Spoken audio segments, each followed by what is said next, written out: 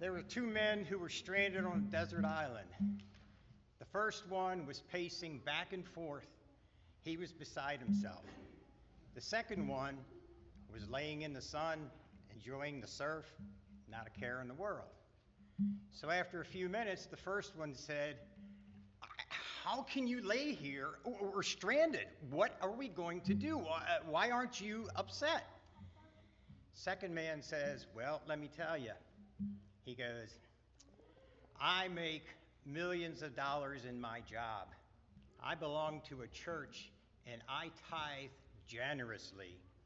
The pastor's going to find me real soon."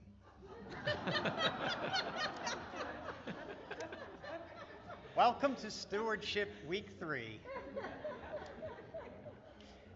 I've been very fortunate growing up that music was always really important in our household.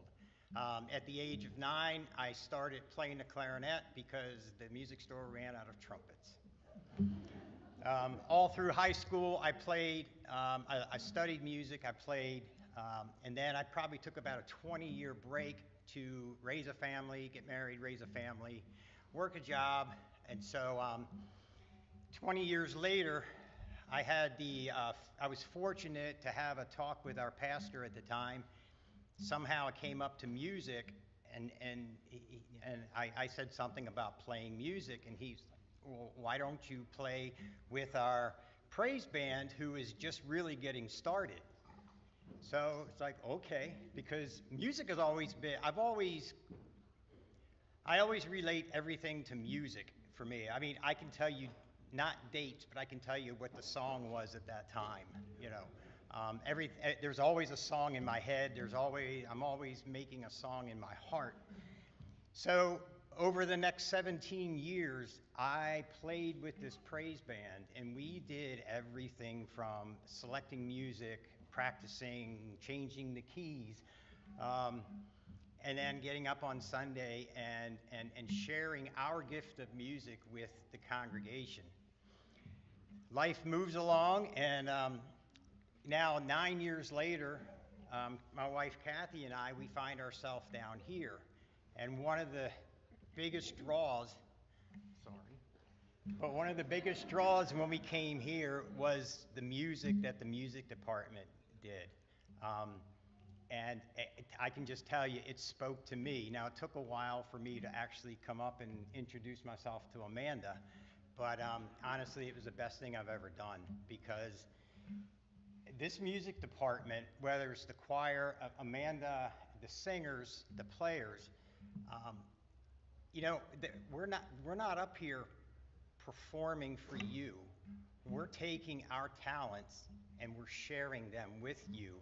And hopefully through our music, through our songs, we can pull you into a deeper connection in our worship. That's what it feels like to me. If you ever see any of us up here singing and we close our eyes, we're not falling asleep. It's like we're going into a worship where the music's there, it's here, and we're just letting it come back out to all of you. Let's face it, okay, every year, not only this church, but probably every church in existence, they do a stewardship program, okay? And every year, I can tell you, it's the eyes glaze over, the brain stops for a while, because it's like, how much money do they want this time? Okay, well, yes, your money's important, but it's not just about the money. Read your inserts, how we want to increase our giving for the music department. We want to bring in a full-time accompanist to help Amanda.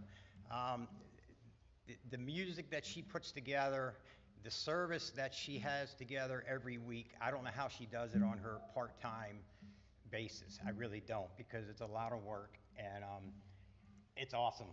It really is. Every week it's awesome. But back to stewardship.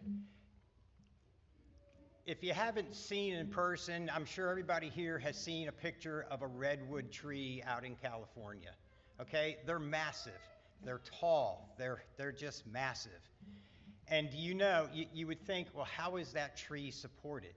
Well, it It turns out that the root system is actually one of the shallowest root systems of trees anywhere, okay? Instead of the roots growing down, what do? They grow out. And what do? They intertwine with each other, and they depend on each other for their strength and their stability.